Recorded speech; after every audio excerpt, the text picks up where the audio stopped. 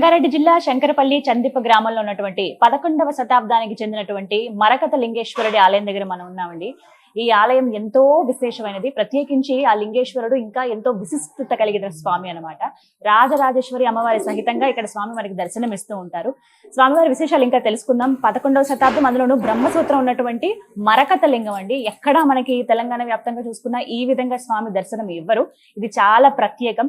ఈ స్వామి గురించి ఇంకా వివరాలు తెలుసుకుందాం. మనతో పాటు ఉన్నారు ప్రధాన అర్చకులు శివసాయి ప్రసాద్ గారు. వారితో మాట్లాడి మరిన్ని విషయాలు తెలుసుకుందాం. గురుగారు నమస్కారం అండి. చాలా ప్రత్యేకమని తెలుసుకుని వచ్చాము. మరకత లింగేశ్వరుడు స్వామివారి విశిష్టత తెలియజేస్తారా? ఓం నమ శివాయ. శ్రీ గురుభ్యో నమః. శ్రీ మహాగణాధిపతయే నమః. వాగర్తావ సంపృక్తో వాగర్త ప్రతిపర్తయే జగత పితరో వందే పార్వతీ పరమేశ్వరో. శ్రీ మహాభక్తజనులందరికీ తెలియడమేమనగా, ఈ యొక్క క్షేత్రం శంకర్పల్లి మండల్ చందిప్ప గ్రామంలో ఈ క్షేత్రం వెళ్ళడం జరిగింది. ఇక్కడ స్వామివారు బ్రహ్మసూత్ర సహిత మరకత లింగేశ్వర స్వామిగా ప్రతిష్టాపించడం జరిగింది.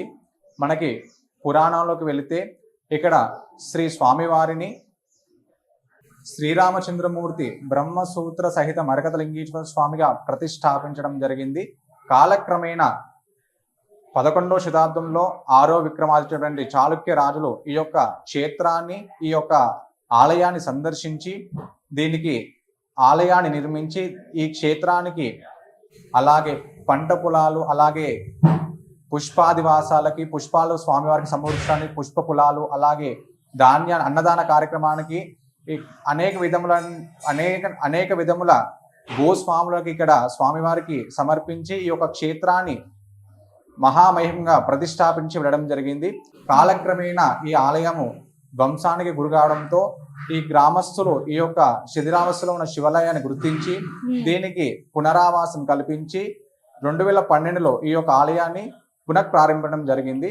అప్పుడు ఆ కార్యక్రమంలో ఈ యొక్క ఆలయాన్ని నిర్మించడం జరిగింది. మనకు చూసుకున్నట్టే ఇది పూర్వ ఆలయం కాదనమాట.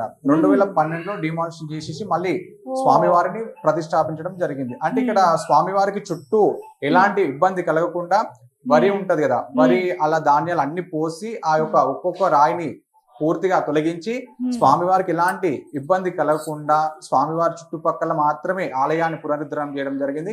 ఆలయంలో ఉన్నటువంటి శివలింగాన్ని మాట ఎట్టి పరిస్థితుల్లో టచ్ చేయలేదు అన్నమాట, కదిలించలేదు. ఎలా అయితే శివలింగం అప్పట్లో రాజులతో శ్రీరామచంద్రమూర్తి ప్రతిష్టాపించబడిందో అలాగే స్వామివారు ఇక్కడే ఉన్నారనమాట. ఆలయం పునరుద్ధరణ చేసినా గానీ స్వామివారికి ఎలాంటి ఆటంకం కలగకుండా చుట్టూ పరిసరాలు మాత్రమే తొలగించి మళ్ళీ పునరావాసం కల్పించడం, మళ్ళీ పునరుద్ధరణ చేశారంట ఆలయాన్ని. మనకి చూసుకున్నట్టయితే స్వామివారు గ్రీన్ కలర్ లో, ఆకుపచ్చ కలర్ లో కనిపిస్తారనమాట. మనకి విశేషం ఏంటంటే, మన జీవనంలో మనం ఎన్నో కార్యక్రమాలు చేస్తుంటాం. వివాహ కార్యక్రమాలు, లేకుంటే ఏదైనా వ్యాపారం చేద్దాం అనుకుంటాం, లేకుంటే ఎన్నో కార్యక్రమాలు చేద్దామని అనుకుంటాం. కాబట్టి అలాంటి పనులు చేస్తున్నప్పుడు ఎన్నో విధమైన ఆటంకాలు మనలో కలుగుతాయి అన్నమాట. కొంతమందికి నరదృష్టి పరంగా, అన్ని విధాలుగా దోష పరిహారార్థంగా కూడా మనం అనుకున్న పని జరగదనమాట. ఎంత చేస్తున్నా కానీ అది అక్కడనే ఆగిపోతుంది. ఎలాంటి ఇబ్బందులు ఉన్నా సరే స్వామివారికి అభిషేకించుకొని మనము శంకరాన్ని ప్రార్థించి ఆ స్వామి కరుణామయంతో మనకున్న ఆటంకాలను తొలగించి మనం అనుకున్న కార్యంలో విజయాన్ని ఇస్తాడనమాట. అందుకని విశేషంగా స్వామివారికి బుధవారం, శుక్రవారం విశేషంగా అభిషేకాలు జరుగుతుంటాయి అనమాట. బుధవారం, శుక్రవారం చేస్తారండి. బుధవారము మనకు, శుక్రవారం స్వామివారికి అభిషేకాలు ఉంటాయి అనమాట. విశేషంగా మనకి వచ్చేసి మనకి ఇక్కడ పౌర్ణమి అనమాట. మనకి శ్రీశైల మహాక్షేత్రంలో అమావాస్యకి పౌర్ణమికి సాక్షాత్ పరమశివుడు పార్వతీ సమేతంగా ఎలా అయితే ఆ క్షేత్రంలో ఉంటారో ఇక్కడ కూడా స్వామివారు విశేషంగా శక్తితో ఇక్కడ ఉండి పౌర్ణమి రోజు వస్తున్న భక్తులకు అందరికి వాళ్ళ యొక్క కష్టాన్ని తను స్వయంగా విని వారికి అనుగ్రహాన్ని ఇస్తూ ఉంటాడనమాట. అందుకనే పౌర్ణమిలో విశేషంగా మనకి స్వామివారికి అభిషేకాల కార్యక్రమాలు జరుగుతున్నాయి. మనకి పౌర్ణమి రోజు ఉదయం మాన్యాస్పూర్వక రుద్రాభిషేకం ఉంటుంది, మహామంగళారతి ప్రతి పౌర్ణమికి. అలాగే విశేషంగా అన్నదాన కార్యక్రమాలు కూడా ఉంటాయి అన్నమాట ఇక్కడ. ఇంకా ఒకటి మరకత లింగం, అందులో ఇంకొకటి ఏంటంటే బ్రహ్మసూత్రం గురించి చెప్తారు. బ్రహ్మసూత్రంకున్న ప్రాముఖ్యత ఏమిటంటే, మనము 1,00,000 శివాలయాలు సందర్శిస్తే ఎంత పుణ్యం వస్తుందో ఇలాంటి బ్రహ్మసూత్రం ఉన్న శివాలయాన్ని సందర్శించి అంత పుణ్యం వస్తుంది అనమాట. అంటే ఒకటి చేసినంత మాత్రాన్ని 1,00,000 సార్లు చేసిన పుణ్యఫలం వస్తుంది. ఒక అభిషేకం చేసిన 1,00,000 అభిషేకాలతో సమానం. ఒక్కసారి ఒకరికి అన్నదానం చేసినా గానీ 1,00,000 మందికి అన్నదానం చేసిన పుణ్యఫలం ఇక్కడ మనకి లభిస్తుంది అనమాట. అలాంటి విశేషమైనటువంటి శక్తిని ఇక్కడ ఈ బ్రహ్మసూత్రం మనకి ఇస్తుంది అనమాట.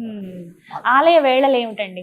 స్వామివారికి ఉదయం 5 గంటలకి ఆలయ ద్వారాలు తెరవడం జరుగుతుంది. అలాగే సుప్రభాత సేవ, స్వామివారికి రుద్రాభిషేకం, తదనంతరం 6:30కి స్వామివారి భక్తుల సౌకర్యార్థం పంచామృత అభిషేకాలకి అలో చేయడం జరుగుతుంది, ప్రవేశించడం జరుగుతుంది. మనకి విశేషంగా ఎక్కడ మన తెలంగాణ రాష్ట్రంలో ఎక్కడ లేని స్పెషాలిటీ ఏమిటంటే ఇక్కడ స్వయంగా భక్తులు స్వామివారికి అభిషేకం చేయొచ్చు అనమాట. అది ఇంకా భాగ్యం అసలు. మనకి ఇక్కడ ఉదయం 6:30 నుంచి మధ్యాహ్నం 1-12:30 వరకు అంటే నైవేద్యం వరకు స్వామివారికి కంటిన్యూగా అభిషేకాలు ఉంటాయి. కంటిన్యూగా భక్తులు వచ్చి స్వామివారికి స్వయంగా అభిషేకం చేసుకోవచ్చు అన్నమాట. మనకి కార్తీక పౌర్ణమి అలాగే మహాశివరాత్రి రోజు స్వామివారికి ఓన్లీ జిలాభిషేకం మాత్రమే ఉంటుంది. ఆ రోజు పంచామృత అభిషేకాలు ఉంటాయి. ఉదయం శివరాత్రి రోజు స్వామివారికి పంచామృత అభిషేకం, రుద్రాభిషేకం అన్ని నడుస్తాయి అన్నమాట. 6:30 నుంచి భక్తుల సౌకర్యార్థం జిలాభిషేకం మాత్రమే ఉంటుంది. ఆ రోజు భక్తులందరూ కూడా స్వామివారికి నీరు సమర్పించుకొని స్వామివారికి తలానిచ్చి నమస్కారం చేసుకునే సౌకర్యం ఆలయ కమిటీ వాళ్ళు అరేంజ్ ఏర్పాటు చేశారు. కార్తీక మాసం చాలా విశేషం కదా, ఎలా జరగబోతోంది ఈ నెల నాళ్ళు? ఈ నెల రోజులు కూడా స్వామివారికి విశేషంగా ఉదయం 5 గంటలకి ఆలయ ద్వారాలు తెరిచి మళ్ళా స్వామివారికి సుప్రభాతం, మహారుద్రాభిషేకం, తర్వాత తదనంతరం భక్తుల సౌకర్యార్థం మళ్ళీ అభిషేకాలు కంటిన్యూగా ఉంటాయి. మనకి ఆదివారం, సోమవారం స్వామివారికి జలాభిషేకం మాత్రం ఉంటుంది. ఆ రోజు భక్తులందరూ కూడా విశేష సంఖ్యలో వస్తారు కాబట్టి స్వామివారికి జలాభిషేకం చేయించి వారికి అర్చన నామాలు, గోత్రనామాలు చెప్పించి బయట తీరబసాలు ఇవ్వడం జరుగుతుంది. ప్రతిరోజు కూడా వచ్చిన భక్తుల సౌకర్యార్థం అన్నదానం కూడా ఏర్పాటు చేయడం జరిగింది అనమాట. ఆలయ కమిటీ వాళ్ళందరూ నిర్ణయం తీసుకొని ఈ యొక్క కార్తీక మాసం మొత్తము స్వామివారికి వస్తున్నటువంటి భక్తులకు ఎలాంటి అసౌకర్యం కలగకుండా అన్ని సౌకర్యాలు తీసుకొని వాళ్ళ భక్తుల సౌకర్యార్థం అన్ని కార్యక్రమాలు చేశారన్నమాట.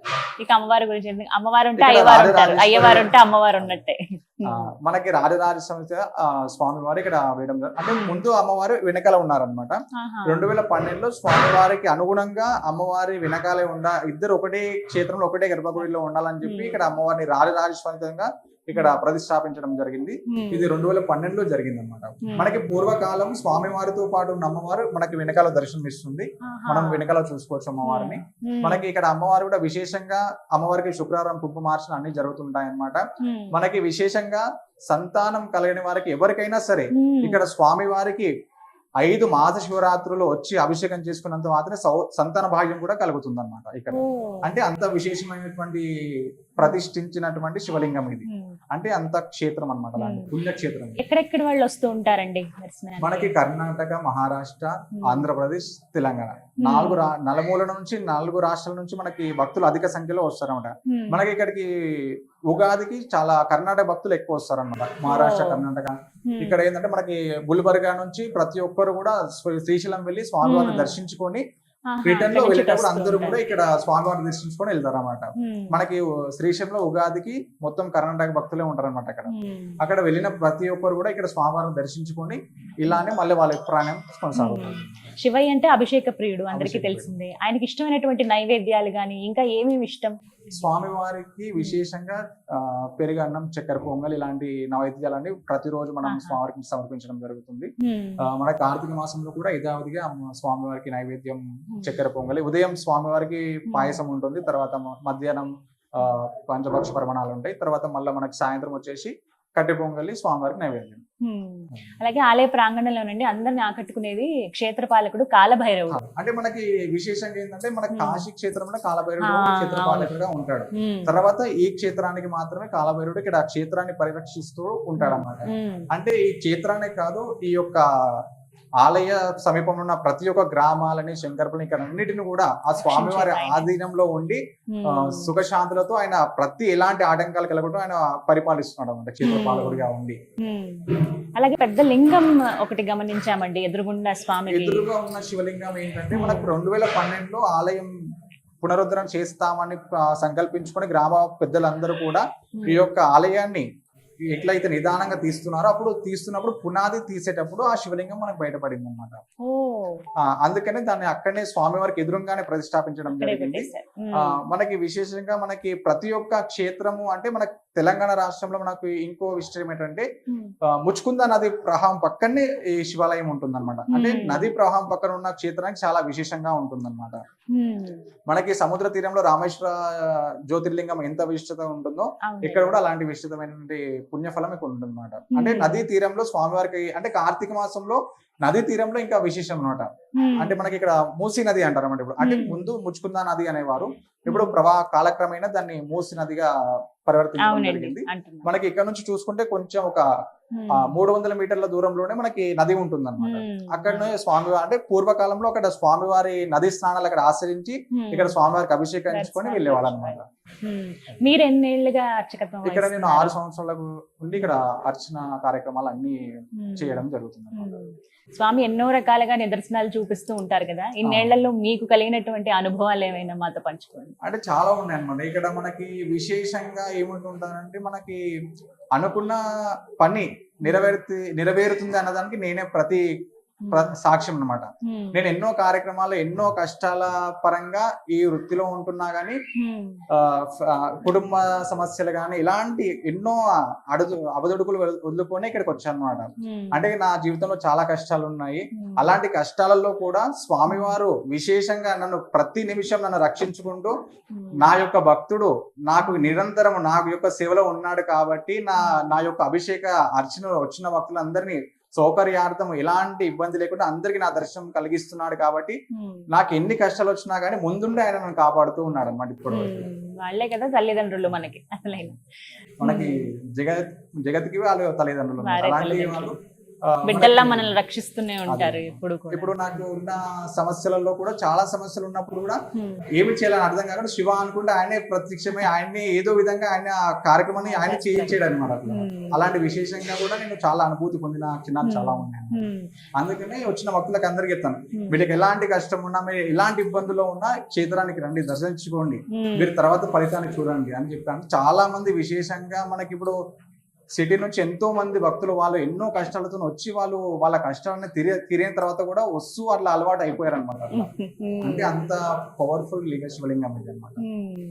నిజమే, అద్భుతం ఇది. చాలా మంది అలాగే స్వామిని వైద్యనాథుడు అని కూడా అంటూ ఉంటారు కదండి. అంటే మనకి విశేషంగా చాలా మన జీవితంలో మనకి ఎన్నో అంటే ఆరోగ్య సమస్యలు ఆరోగ్యపరంగా అలాంటి విశేషంగా మనకి ఏదైనా అపమృత్యు దోషము ఏదైనా ఉన్నా గానీ, అపమృత్యు ఆపదలో ఎవరున్నా గానీ స్వామివారికి రుద్రాభిషేకం చేసుకొని మనసారా స్వామివారిని దర్శించుకుంటే ఆ యొక్క అపమృత్యు మోక్షం తొలగిపోతుంది అన్నమాట. మంచిగా ఇలాంటి బాధలనే తొలగిస్తారు ఆయన ఆరోగ్యపరంగా ఏ విధంగానైనా అన్ని ఇచ్చేవారు. ఇప్పుడు ఆరోగ్యపరంగా ఎలాంటి సమస్యలు ఉన్నా గానీ స్వామివారికి 5 సోమవారం లేకుండా 5 మహాశివరాత్రులు మీరు ఖచ్చితంగా స్వామివారికి అభిషేకం చేసుకున్నారంటే మీ శరీరంలో ఉన్న సకల దోషాలు సకల ఆరోగ్య సమస్యలు తొలగిపోతాయి అన్నమాట. అందులో ఎలాంటి సందేహం లేదు. ఇక్కడ విశేషంగా ఎంతో మంది ఆరోగ్య సమస్య పరంగా వచ్చి స్వామివారి వల్ల అభిషేకించుకొని దాని ద్వారా ఫలితం పొందిన వాళ్ళు చాలా లక్షల్లో ఉన్నారనమాట. ఇక్కడికి విశేషంగా అంటే షాబాద్ గ్రామ ప్రజల అంటే నాది సొంత ఊరు షాబాద్ అనమాట. అక్కడ ఎంతో మందికి ఎన్నో సమస్యలు ఉన్నా గానీ కొంతమంది వరకు చెప్పిన వారికి అందరూ కూడా అభిషేకం చేసుకోవడం వల్ల వారికి తొలగిపోవడం, వాళ్ళు నాకు మళ్ళీ ధన్యాలు ఇక్కడికి వచ్చి మళ్ళీ అభిషేకం పునరావాసం అన్ని చేసుకోవడం జరుగుతుంది అనమాట. విశేషంగా చాలా మందికి నేను చెప్పిన భక్తులందరికీ కూడా అన్ని విధాలుగా కూడా ఇక్కడ వచ్చిన తర్వాత వాళ్ళు పూజా కార్యక్రమాలు తీసుకున్న తర్వాత వాళ్ళకి ఏమైతే కోరిక కోరుకున్నారో అది 100% నెరవేరింది అనమాట. చక్కగా వివరించారండి. ఎవరైతే భక్తులు ఇప్పుడు ఇంకా చూడలేదో స్వామిని చూద్దాం అనుకుంటున్నారో వాళ్ళకి ఏం చెప్తారు? అందరూ కూడా ఈ యొక్క క్షేత్రానికి సందర్శించి మీ యొక్క కష్ట సుఖాలను స్వామివారికి తెలియజెప్పుకోండి. ఖచ్చితంగా మీరు అనుకున్న కార్యాలు ఆగిపోతున్నా కానీ, మీరు అనుకున్న పని జరగకున్నా కానీ, మీ ఇంట్లో ఎలాంటి అపమృత్యు దోషాల పరిహారాలు ఉన్నా కానీ, మీకు ఆరోగ్య సమస్యలు ఎన్ని ఉన్నా కానీ స్వామివారికి అభిషేకించుకున్న తర్వాత ఖచ్చితంగా 100% అవి నెరవేరుతాయన్నమాట. అందుకనే ప్రతి ఒక్కరు కూడా ఈ కార్తీక మాసంలో విశేషంగా స్వామివారిని దర్శించుకొని ఆ యొక్క స్వామి కృపకి పాత్రలు కాగానే కోరుతున్నాము. చక్కగా వివరించారు గురుగారు. ఓం నమః శివాయ. విన్నారు కదా, మరకత లింగేశ్వరుడు అండి, చందిప్ప గ్రామంలో, శంకరపల్లి. చాలా మందికి తెలిసే ఉంటుంది. ఇంకొంతమంది అరుదుగా ఎంతో విశేషమైన శివలింగాలని ఈ కార్తీక మాసంలో దర్శించుకుందాం అనుకునే వాళ్ళకి ఒక గొప్ప అవకాశం. రండి, చక్కగా ఉదయం 6 గంటల నుంచి సాయంత్రం 6 గంటల వరకు నిర్విరామంగా అభిషేకాలు జరుగుతూనే ఉంటాయి. ఒక్కసారి వచ్చి స్వామితో మీ బాధలు చెప్పుకోవచ్చు, కాసేపు స్వామిని మనసారా చూడొచ్చు, అభిషేకం చేయొచ్చు, ఆయన్ని తాకొచ్చు, మన తలని స్వామివారికి ఆనించుకుని మరి మన మనసులో ఉన్న బాధలు చెప్పుకుంటే ఆయన ఇట్టే తీసేస్తాడు. అంత గొప్ప విశిష్టత కలిగినటువంటి ఆ శివయ్య అని చెప్తున్నారు. మీకు అడ్రస్ కూడా చెప్తున్నాను మరొకసారి. హైదరాబాద్ నుంచి ఒక 40 కిలోమీటర్ల దూరం అండి. శంకరపల్లి దగ్గర మనకి చందిప్ప అనే గ్రామం. ఎవరిని అడిగినా చెప్తారు 11వ శతాబ్దానికి చెందినటువంటి అతి పురాతనమైన ఆలయం ఎక్కడండి అంటే ఇక్కడ మీకు ఆలయం దగ్గర తీసుకొచ్చి దింపుతారనమాట. వచ్చి ఆ స్వామిని దర్శనం చేసుకోండి, ఆయన కృపకు పాత్రలు కండి. ఇది వాళ్ళ వీడియో. నమస్కారం.